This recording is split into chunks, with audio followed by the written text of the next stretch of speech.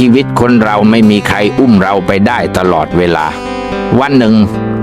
เราต้องลุกขึ้นเดินด้วยสองขาของเราเองเหนื่อยได้แต่ห้ามถอยร้องไห้ได้แต่ห้ามยอมแพ้เพราะทุกหยดน้ำตา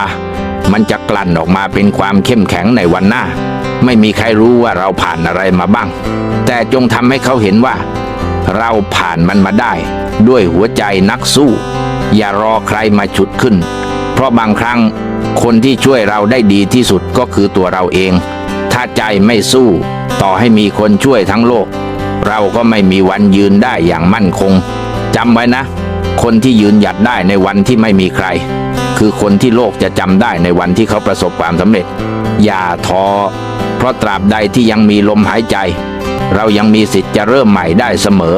สู้ด้วยตนเองเจ็บก็จำล้มก็ลุกเหนื่อยก็พักได้แต่ห้ามเลิกเพราะชีวิต